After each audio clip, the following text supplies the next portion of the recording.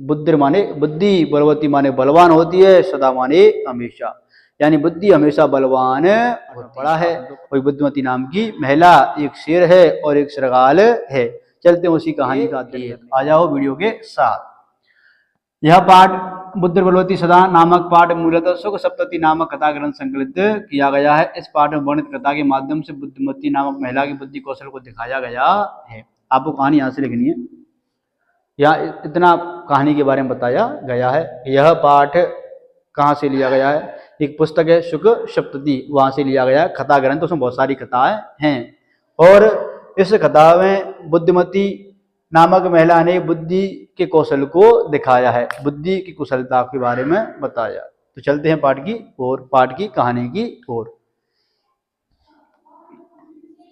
पाठ के अनुसार देवल नामक गांव में राय सिंह नामक एक राजपुत्र निवास करता था या रहता था। एक बार बुद्धिमती नामक उसकी पत्नी किसी कार्य से अपने दोनों पुत्रों के साथ अपने घर से पिता के घर की ओर जा रही थी। रास्ते में गहरा जंगल था, सघन जंगल था और उस जंगल में एक बाघ आता हुआ दिखाई दिया। वह शीघ्र ही दृष्टापूर्वक अपने दोनों पुत्रों के थप्पड़ मार करके बोली, अभी यह एक ही व्याघ्र है, अभी इसे बांध करके खा लो, झगड़ा मत करो, बाद में कोई दूसरा व्याघ्र देखा जाएगा, ऐसा उसने कहा। आगे चलते हैं कहानी की ओर।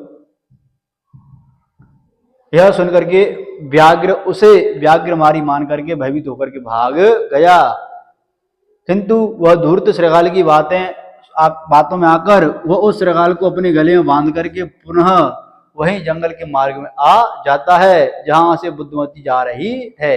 उसे देख करके प्रति उत्पन्न बुद्धि वाली वह महिला श्रृगाल को झड़कती हुई, धमकाती हुई भयानक रूप से शीघ्रता पूर्वक उसकी ओर दौड़ती है कि मानो फिर से मुझे मारने आ रही है। ऐसा शेर को भय प्राप्त कराने के लिए यह देख करके भयभीत हुआ बाघ श्रृगाल सहित वहां से भाग जाता है, जबकि श्रृगाल ने उस बाघ की गर्दन के साथ बंधे हुए दोनों आपस में बंध रहे थे, यानी श्रृगाल को शेर ने अपने गले से बांध रखा था, तो वह उसको भी लेकर के भाग जाता है। इस प्रकार वह बुद्धिमती अपने बुद्धि कौशल से बाघ से उत्पन्न महान भय से मुक्त हो जाती है।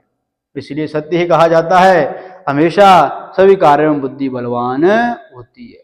इसी कहानी को आपको पेपर में लिखना है, भली भांति छोटी सी कहानी है, आपको इसे लिख लेना है, याद कर लेना है।